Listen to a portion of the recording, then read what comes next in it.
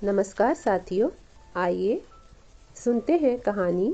स्वागत। लेखिका हैं तिलोत्तमा मजुमदार जी। कहानी में विवाह उत्सुक एक यंग कपल के भावी जीवन के मार्ग में आने वाली तमाम बाधाओं और फिर उन्हें पार कर संतान तक के सफ़र का बखूबी चित्रण किया गया है। अगर कहानी का वाचन आपको पसंद आए तो लाइक कर दीजिएगा, चैनल पर नए हो तो सब्सक्राइब कर लीजिएगा। चलिए कहानी अब आरंभ करते हैं। आखिरकार उन्हें मकान मिल ही गया। ये यंग कपल हैं दीपांजन और सहाना। कहानी आरंभ करते हुए लेखिका लिखती हैं, आखिरकार उन्हें मकान मिल ही गया। गृहस्थी बसानी चाहिए। जब वे इस निर्णय पर पहुंचे तब भी दीपांजन को नौकरी नहीं मिली थी और सहाना एक छोटे से कंप्यूटर इंस्टीट्यूट में 2500 रुपये मासिक पर लोगों से बातचीत और परामर्श करने वाली काउंसलर थी। दीपांजन ज़रूर ट्यूशन किया करता था और सहाना की तुलना में उसका शैक्षणिक स्तर काफ़ी ऊंचा होने पर भी उसे नौकरी मिलने में देरी हो रही थी। पर इस बात को लेकर उन दोनों में कोई विवाद नहीं था। उन दोनों को ही पक्का विश्वास था कि दीपांजन को जल्दी ही अच्छी नौकरी मिल जाएगी और वे लोग अपनी घर गृहस्थी बसाना शुरू कर देंगे। परिवार चलाने के लिए कितने रुपयों की ज़रूरत होगी, अकेले में बैठकर उन लोगों ने इसका कई बार हिसाब लगाया था। दीपांजन ने शुरू में ही कह दिया था कि गृहस्थी चलाने के लिए कम से कम 4-5 हज़ार रुपये तो लगेंगे। हर बार वह यही बात कहा करता था और सहाना का कहना था कि मैं किसी न किसी तरह कष्ट सहकर काम चला ही लूँगी। तब दीपांजन इस तरह से हिसाब लगाना शुरू कर देता था, मान लीजिए घर का किराया 2000 हुआ, क्या? सहाना इसके साथ ही अविश्वास व्यक्त करना शुरू कर देती थी। ऊंची आवाज में कह उठती थी, 2000 क्यों होगा, 500-800 बहुत से बहुत, 1000 तक में भी घर मिल जाएगा। इतने में कहाँ मिलेगा? दीपांजन पूछ बैठता था। सहाना को ठीक ठाक तो पता था नहीं, फिर भी जवाब देती थी, थोड़ा खोजते ही मिल जाएगा दीपू। दीपांजन मुस्कुराता हुआ कह उठता था, हाँ हाँ ज़रूर, थोड़ा खोजते ही मिल जाएगा, फिर भी कहाँ? वहीं नुंगी बारुईपुर अथवा सुभाष ग्राम में। मैं और तू रोज बजबज लक्ष्मीकांतपुर अथवा कैनिंग लोकल पकड़कर लटकते लटकते चले आया करेंगे। उनके बीच तर्क वितर्क इसी तरह से चला करते थे। हंसी मजाक और भावी जीवन की कल्पनाएं। सिर्फ निर्णय ही अनिश्चित रहता था। वे एक साथ रहेंगे, परिवार बसाएंगे। 1 वर्ष पहले वे ये सब बातें सोचते ही नहीं थे। घर गृहस्थी शब्द उन्हें बहुत ही पुराना और हास्यास्पद लगता था। सहाना कहा करती थी, जरा सोचो तो दीपू, मैं एक अधमैली सी साड़ी पहने रसोई में लथपथ पसीने से खाना पका रही हूँ। और दीपांजन कहता था, और मैं सब्जी वाले से बहुत मोल भाव करके सब्जियां खरीद के ला रहा हूँ और नाराजगी से चिल्ला रहा हूँ, क्या हुआ, चाय वाय कुछ मिलेगी या नहीं? बचपन से ही देखे हुए आसपास के बंधे बधाए रोजमर्रा के अवरुद्ध जीवन के प्रति उनकी शिकायतें प्रायः उनके इसी तरह के वार्तालाप में प्रतिफलित होती थी। ऊंची आवाज में एक दूसरे पर दोषारोपण की आबोहवा से युक्त ऐसी सुबहों से उन्होंने घृणा करनी शुरू कर दी थी। वे लोग सोचते थे कि इन सब चीज़ों की आखिर ज़रूरत ही क्या है, जो सहवास जीवन के संगीत को भुला दे, प्रेम को लुप्त कर दे, अपेक्षा और प्रत्याशाओं का पहाड़ खड़ा कर जीवन के मध्यवर्ती आकर्षण को ही जड़ कर दे। ऐसे सहवास की ज़रूरत क्या है? उसकी अपेक्षा तो अलग अलग रहना ही अच्छा है। कहीं मिल लेंगे किसी एकांत कोने में, सहचार्य के गहरे खिंचाव से यह दुनिया तो सुंदर बनी हुई है। फिर भी जिंदगी से उनकी प्रत्याशाएं ही बदल गईं। एक दूसरे को चाहने के ढंग ने ही एक दिन मोड़ ले लिया। शुरू शुरू में तो उन्हें एक दूसरे को देखने से ही तृप्ति मिल जाती थी। उसके बाद उनमें बातचीत करने की व्याकुल प्यास जग गई। यहाँ तक तो उनमें एक दूसरे का सानिध्य पाने की तीव्र इच्छा थी। धीरे धीरे स्त्री पुरुष के चिरंतन खिंचाव की अप्रतिरोध्य महिमा के कारण वे दोनों एक नई इच्छा के पास पहुंच गए। अब इस प्रत्याशा और स्वप्न के बदले परिवर्तित सत्य को अपने सामने उपस्थित पाकर इसे अस्वीकार करने की हिम्मत ना सहाना की हुई ना दीपांजन की। वे विश्वास करते थे कि अगर हमारा संबंध स्वस्थ है तो एक दूसरे से कुछ भी छुपा रखने की कोई ज़रूरत नहीं है। किसी विषय में हमारा मत नहीं भी मिल सकता है तो उस मतभेद को बातचीत के द्वारा दूर किया जा सकता है। दीपांजन और सहाना के कई मित्र सहवास कर रहे थे, लिव इन में थे ये। दीपांजन इसे कहता है बिना शर्त के रात्रि यापन करना। सहाना का विचार है यह तो एक तरह का पलायनवाद है, दाम्पत्य का रिहर्सल है। दीपांजन का कहना है किसी भी संबंध को एक ट्रायल के रूप में देखना ठीक नहीं है। इससे तो संबंध के मूल आकर्षण के बिंदु को प्रारंभ से ही अस्वीकार कर दिया जाता है। अतः सहाना और दीपांजन ने जब एक साथ रहने की जरूरत महसूस की, तभी उन्होंने निश्चय कर लिया था कि वे अपने दाम्पत्य जीवन का पंजीकरण करा लेंगे। दाम्पत्य जीवन शुरू करने के पहले और भी कई समस्याओं को पार करना पड़ता है। चाहे कोई हो, हर मनुष्य के ऊपर परिवार के हर सदस्य का कुछ न कुछ दावा तो रहता ही है। उनकी इच्छा और पसंद के अनुसार ही उस व्यक्ति के जीवन का यह मुख्य भाग तय होता है। इस विषय में सहाना की जिम्मेदारी कम थी। इसका कारण है विवाह विच्छेद के बाद उसके माँ बाबा ने अलग अलग विवाह कर लिया। इस कारण उसे अपने बड़े मामा के घर रहना पड़ा था। एक निश्चित उम्र, शायद 14-15 वर्ष पार करने के बाद सहाना ने खुद भी अपने माँ बाबा के पास रहने की इच्छा नहीं की। हालांकि बड़े मामा के यहाँ वह कोई बड़े दुलार से भी नहीं थी, ना बड़ी अवहेलना के साथ रह रही थी। उसे अपनी जरूरत की सब चीजें मिलती आ रही थी, पर जिद पूर्वक कोई चीज मांगने के लिए वहां कोई निर्द्वंद स्थान नहीं था। बड़ी मामी कभी सीने से लगाकर तो उसे सोई नहीं, किंतु वह संधि के समय सदा उसे नजरों में रखकर ही उन्होंने बड़ा किया था। नौकरी पाने और दीपांजन से विवाह के अपने इस निर्णय से सभी को अवगत कराने के बाद उसके मार्ग में कोई बाधा नहीं आई, किंतु दीपांजन को तमाम बाधाओं को पार करना पड़ा था। 2 बड़े भाई और माँ किसी तलाकशुदा माता पिता की संतान को अपने घर की बहू बनाने को राजी नहीं थे। तब दीपांजन ने परिवार से अलग होने की बात सभी को बता दी। इस पर दीपांजन के परिवार ने क्षोभ व्यक्त करते हुए कहा कि दीपांजन का उन लोगों ने अब तक पालन पोषण किया है, उसके बदले में उसकी नौकरी से उसे जो आमदनी होगी उस पर उन लोगों का जो अधिकार था उससे सहाना नाम की महिला ने उन्हें वंचित कर दिया है। यद्यपि दीपांजन और सहाना ने सोचा था कि दीपांजन को बहुत जल्दी एक अच्छी नौकरी मिल ही जाएगी, किंतु उन दोनों को पूरे 2 वर्ष तक प्रतीक्षा करनी पड़ी। इतने दिनों में सहाना एक दूसरे कंप्यूटर संस्थान में काम करने लगी और उसे बहुत अच्छी तनख्वाह मिलने लगी। और दीपांजन ने यद्यपि परीक्षा दी थी 26वें वर्ष में, किंतु अब उसकी उम्र 28 वर्ष की हो गई थी और सहाना की भी उम्र बढ़ गई थी, जिसके कारण पुत्रवधू होने की एक और अयोग्यता सहाना ने उत्पन्न कर ली थी दीपांजन के घर में। अब दोनों जी जान से घर ढूंढने में लग गए थे। एक अच्छी टॉयलेट और हवा रोशनी युक्त घर, चाहे छोटा हो किंतु अच्छे मोहल्ले में होना चाहिए। 2-2.5 हजार भाड़ा देने योग्य उनकी स्थिति हो गई थी, किंतु अग्रिम और पगड़ी के कारण उन्हें बार बार धक्का खाना पड़ रहा था। मनपसंद घर मिलने पर भी वे उसे ले नहीं सके। उनके दाम्पत्य के प्रारंभिक पर्व से और भी 6 मास बीत गए। खोज जारी रखते रखते जब वे थक से गए और दीपांजन के दादा, माँ तथा भाभिया उसे तन्वी, गोरी, छरहरी दूसरी कन्या का लालच देते हुए उसे नई तरह से उत्साहित करने लगे, तब उसके एक सहकर्मी ने वागुई आटी में एक सुंदर घर का पता बताया, जिसकी अवस्थिति, बनावट और किराया सभी उनके अनुकूल थे। उस सहकर्मी ने शुरुआती बातचीत भी पहले से ही कर रखी थी। एक दिन शाम को सहाना और दीपांजन अंतिम बातचीत तय करने के लिए गए। 60 की उम्र को पहुंचे दंपति का 2 मंजिला घर था। नीचे मकान मालिक खुद रहते थे, ऊपरी मंजिल किराए पर देनी थी। घर के मुखिया नीले रंग का ड्रेसिंग गाउन पहने, मुंह में चुरुट लगाए MTV देख रहे थे। उनकी पत्नी गुलाबी मैक्सी पहने फेमिना के पन्ने उलट पुलट रही थीं। थोड़ी देर में ही सारी बातें तय हो गई। उन्हें कोई असुविधा नहीं होगी, अग्रिम किराया नहीं देना पड़ेगा, पानी की खूब बहुतायत है, हवा रोशनी से समृद्ध कमरे हैं, बड़ी सुंदर टॉयलेट थी। किराया था 2500, महीने की 10 तारीख तक चुका देना होगा। सहाना सब देख सुनकर आनंद से किलकारी मारने लगी थी। दीपांजन भी बहुत खुश था। मकान मालकिन ने फेमिना में अपना मुंह गड़ाए गड़ाए कहा था, पर शर्त एक ही है। सहाना शंकित हो गई। दीपांजन उद्विग्न हो उठा। उन लोगों ने झांक कर देखा। फेमिना के एक पन्ने पर ऐश्वर्या राय और दूसरे पन्ने पर सिंडी काफोर्ड की तस्वीर थी।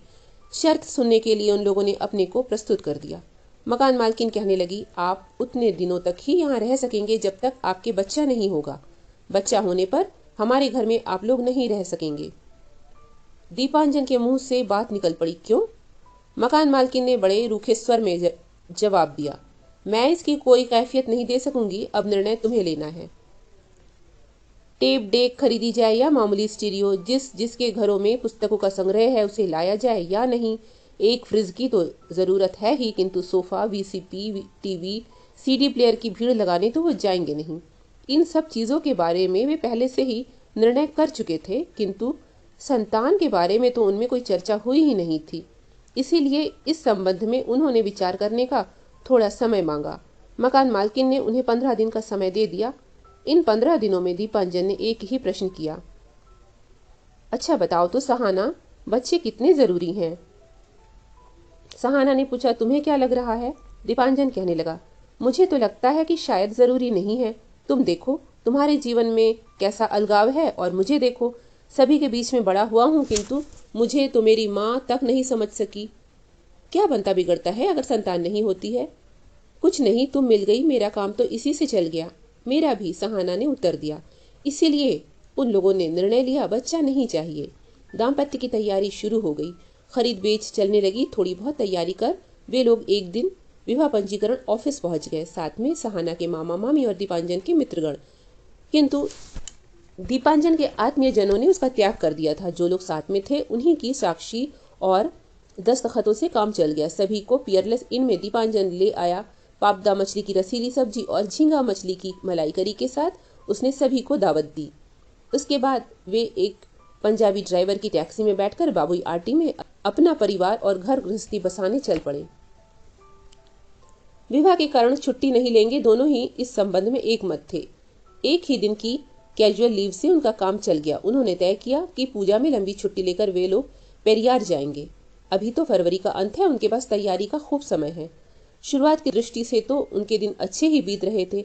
मकान मालकिन और मालिक को फेमिना और एमटीवी की वजह से उन्हें जितना आत्म केंद्रित समझा गया था उतना वे थे नहीं। भद्रता की सीमा में वे उनका हालचाल पूछते रहते थे। सहाना और दीपांजन भी उसे बरकरार रखते थे। महीने की 10 तारीख के भीतर वे उनका किराया भी चुका देते थे। उनके दाम्पत्य में भी कोई लयभंग नहीं हो रही थी। दीपांजन ने गृहस्थी के रहस्य को अच्छी तरह समझ लिया था। अकेली सहाना पर कोई दबाव नहीं था। देखते देखते सितंबर आ गया। पेरियार जाने की तैयारी करनी होगी, किंतु सहाना की तबीयत ठीक नहीं थी। थकी थकी सी लेटी हुई थी। खाने की उसकी रुचि नहीं हो रही थी। दीपांजन ने शुरू में तो उसे कोई एक टॉनिक दिया था, उसके बाद उसे विटामिन खिलाया गया। आखिर में लेक टाउन के एक डॉक्टर के पास ले गया। डॉक्टर ने जांच कर बताया कि ये तो माँ बनने जा रही हैं, 2 महीना है। डॉक्टर की फीस देकर दीपांजन ने रुमाल से अपने माथे का पसीना पूछा। सहाना अपने दुपट्टे के छोर से बार बार अपनी उंगली लपेटती रही। दोनों ही सोचने लगे, आखिर यह कैसे हो गया। उन्होंने तो काफ़ी सावधानी बरती थी, फिर भी कोई कुछ भी बोलने की स्थिति में नहीं था। घर लौटकर किसी ने कोई बात नहीं की।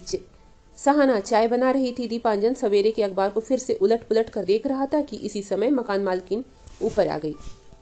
डॉक्टर ने क्या बताया सहाना?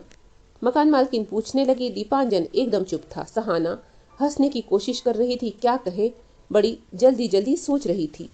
जो उसका मनोनुकूल सहारा भी हो। इसके साथ ही मातृत्व के विरोध के कारण वह अटक गई। आखिर वह क्या कह सकती है? अभी तक कोई निर्णय तो उन्होंने किया नहीं है। वह बोली, आप चाय पियेंगी माशिमा?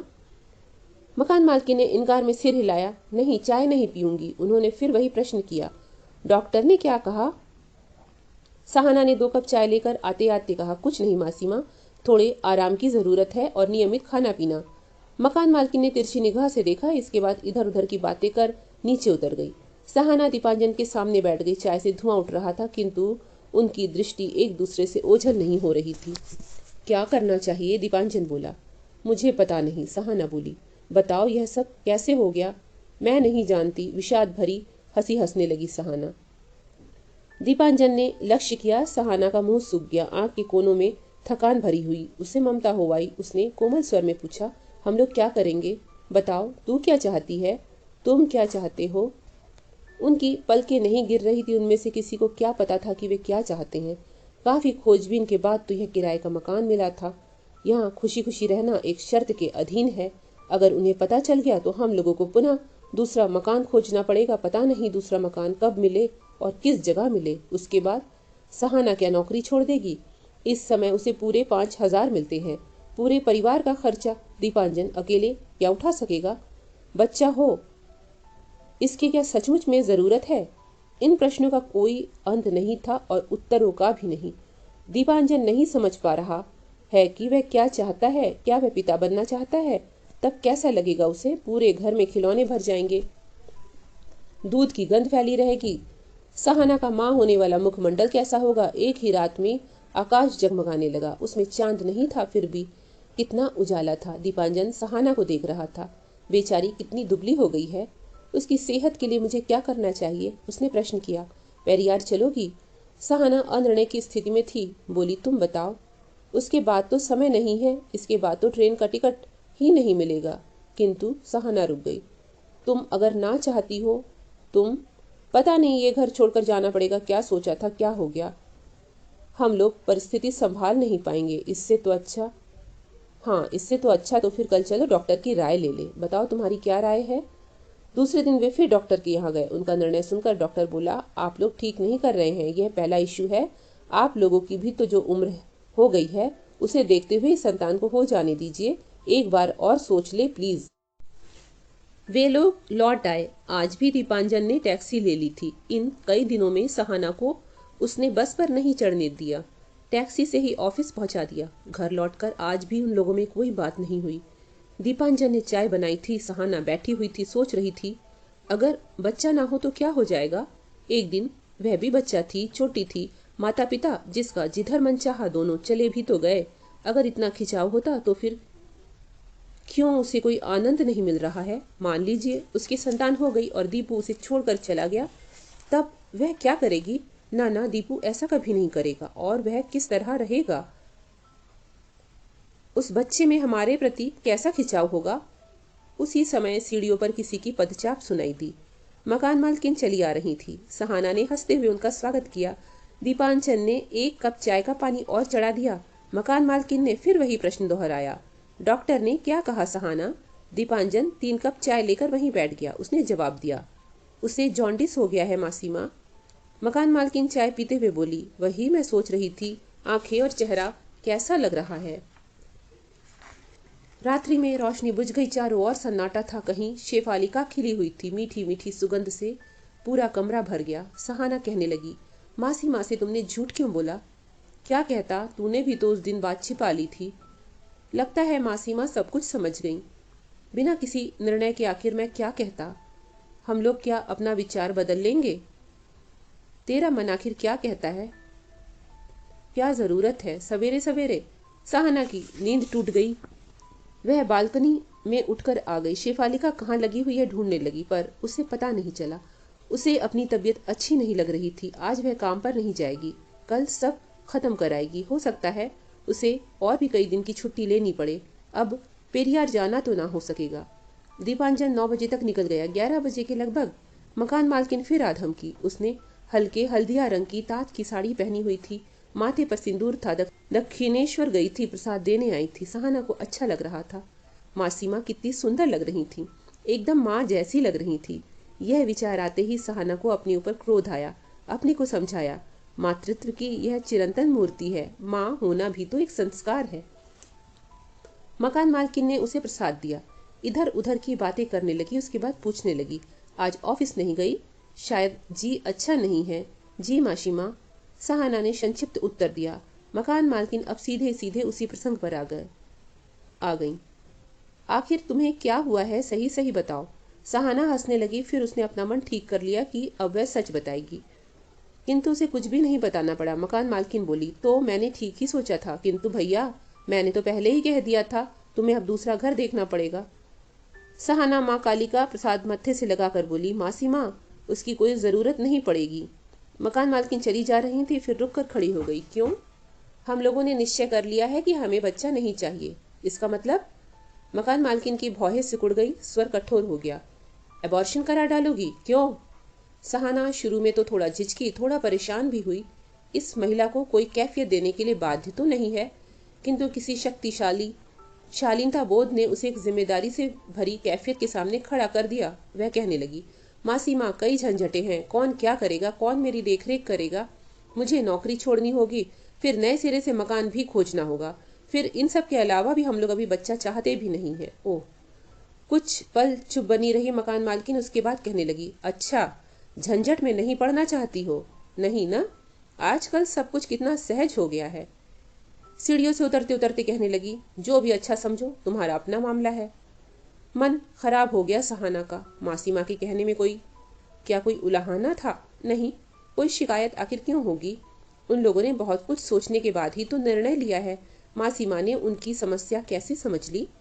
शाम को डॉक्टर से सारी बातें कर आया दीपांजन। डॉक्टर ने उसे सवेरे 11 बजे का समय दिया था। सहाना को तब तक बिना खाए रहना पड़ेगा। दोनों में कोई अधिक बातें नहीं हुई। रात में फिर शेफालिका की गंध से पूरा कमरा भर गया।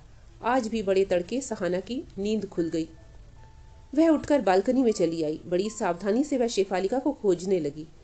पास के फ्लैट के अंतिम छोर पर उसकी निगाह चली गई। फूलों से लदी शेफालिका की एक डाली झुकी हुई थी। पूरा वृक्ष आड़ में था। सहसा उसे याद आया, शिवली के फूलों को बटोर कर वह लाई है, अपनी माँ को दे रही है। माँ रो रही थी।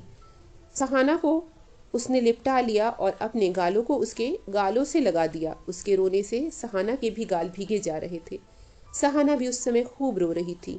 उसे प्रतीत हुआ कि 24 वर्ष पहले का वह क्रंदन आज भी उसके गले में अटका हुआ है। उसे बहुत कष्ट हो रहा था। एक कोमल गाल पर गाल रखकर उसका रोने का मन हो रहा था। अब इतने गहरे अनुभव से वह कांप उठी। समझ गई, वह अपने को माँ की जगह रखकर देख रही थी और अपनी जगह। सहाना ने जल्दी निर्णय ले लिया। वह कमरे में दौड़ी गई। दीपांजन को झकझोर कर कहा, उठो उठो दीपू। दीपांजन चिंतित था। क्या हुआ? मैं डॉक्टर के पास नहीं जाऊंगी, रूंधे गले से कह उठी सहाना। दीपांजन की तंद्रा अभी भी गई नहीं थी। वह कहने लगा, कहाँ? सहाना ने दीपांजन के कंधे पर अपना सिर रख दिया। अब मैं नहीं जाऊंगी। बहुत अच्छा, अब कब जाओगी? मैं नहीं जाऊंगी दीपू। दीपांजन ने सहाना को खींच लिया। अरे अच्छा तो है तू, मैं बहुत खुश हूँ, मैं भी यही चाहता था। तो फिर बताया क्यों नहीं? सोच रहा था तुम पर दबाव डालना होगा। फिर मैं भी कुछ निश्चित नहीं कर पा रहा था सहाना। अब समझ गया। सहाना ने सिर उठाया। तो फिर मासी माँ से कह आऊं? क्या यही घर छोड़ देंगे? हाँ ठीक तो है। शायद ऐसा घर हमें दोबारा ना मिले। हो सकता है ना मिले, किंतु दूसरा तो कोई मिलेगा। ठीक है। सवेरे लाल रंग की मैक्सी पहनकर नीचे आई सहाना। मकान मालकिन पाव रोटी में मक्खन लगा रही थी। सहाना ने उन्हें बुलाया। मकान मालकिन ने उसकी तरफ देखा तक नहीं, कठोर स्वर में बोली, कुछ कहना है क्या? हाँ मासी माँ, हम लोग घर छोड़कर चले जाएंगे। अब मकान मालकिन ने उसकी तरफ देखा। टोस्ट खाओगी? ना मासी माँ। तुम्हारा निर्णय बदल गया? हाँ। बहुत अच्छा। फिर मकान मालकिन ने आगे बात नहीं बढ़ाई। सहाना ऊपर चली गई। आज भी वह आराम करना चाहती थी। अब वह खूब आराम करेगी। उसने आकाश की तरफ देखा। शरत का आकाश कैसा सुहावना था। दीपांजन ऑफिस चला गया। पूरा दिन अकेले ही सहाना का बीत गया, किंतु यह अकेलापन दूसरे ही प्रकार का था। पूरे दिन सहाना को लगता रहा जैसे उसके साथ और कोई भी है, खिलौना लिए हुए, दूध की कटोरी लिए, पालना लिए। शाम को डॉक्टर से बातचीत कर लौट आया दीपांजन। घर में घुसने ही वाला था कि मकान मालिक ने उसे बुलाया। दीपांजन अंदर चला गया। मकान मालिक ने इशारे से उसे बैठने के लिए कहा। दीपांजन ने बैठते बैठते सोचा, शायद घर छोड़ देने के लिए ये बात करेंगे, पर मकान मालिक ने कहा, तुम्हारी मासी माँ ने आज केक बनाया है, पता है क्यों? दीपांजन क्या जवाब दे, सोच नहीं पा रहा था। मकान मालिक कहने लगे, आज हमारे बच्चे का जन्मदिन है। इस दुनिया से चला गया था जब उसकी उम्र मात्र 10 वर्ष की थी। दीपांजन चुप बना रहा। उन लोगों के बारे में लगभग वह कुछ भी नहीं जानता था। व्यक्तिगत सुख दुख को बांटा जाए, इतनी घनिष्ठता किसी की और से भी नहीं थी। मकान मालिक कहते रहे, बांग्ला वर्ष के अनुसार जन्मदिन कल था। तुम्हारी मासी माँ दक्षिणेश्वर पूजा करने गई थी, हर बार जाती हैं। अंग्रेजी तारीख के अनुसार उसका जन्मदिन आज है। उस पूजा के अलावा आज तक उसके जन्मदिन को हम लोगों ने और किसी भी रीति से नहीं मनाया है। आज तुम्हारी मासी माँ ने केक बनाया है, सहाना को ले आना, फिर केक खाना। दीपांजन कुछ कह नहीं सका। आने की हामी भर ऊपर चला आया। सहाना को सारी बातें बताई। कुछ क्षण स्तब्ध होकर दोनों बैठे रहे। मृत बच्चे के जन्मदिन पर क्या जाना उचित है? दोनों ही नहीं सोच पा रहे थे। कुछ क्षण पता नहीं क्या सोचकर सहाना ने चंपई रंग की तांत की एक साड़ी पहन ली। दीपांजन को मैरून रंग का एक कुर्ता और सफेद पायजामा पहनने को दिया। उसके बाद दोनों नीचे चले आए। मकान मालिक ने उनकी अभ्यर्थना की। आज उन्होंने चौड़ी किनारे की धोती और कढ़ाईदार कुर्ता पहना था। सहाना खाने के कमरे में चली गई ने सफ़ेद रंग वाली लाल बूटीदार ढकाई साड़ी पहने मेज सजा रही थी मकान मालकिन। कमरे की रोशनी बुझी हुई थी। एक बड़ी ट्रे में बड़ा केक रखा हुआ था। सिर्फ एक मोमबत्ती जल रही थी। दीपांजन और सहाना आगे आ गए। टेबल के पास आते ही सहाना का हाथ जोर से पकड़ लिया दीपांजन ने। सहाना जोर से बोल उठी, अरे मासीमा। मकान मालिक उस समय चुरुट जलाने का उपक्रम कर रहे थे। मोमबत्ती की रोशनी के साथ उस रोशनी से मिलकर और उज्जवल हो उठा था केक। उस पर लिखा हुआ था, here we are to welcome your baby. हम यहाँ तुम्हारे आने वाले बच्चे का स्वागत कर रहे हैं। ये थी कहानी स्वागत। अगर प्रस्तुति पसंद आई हो तो लाइक कीजिएगा। धन्यवाद।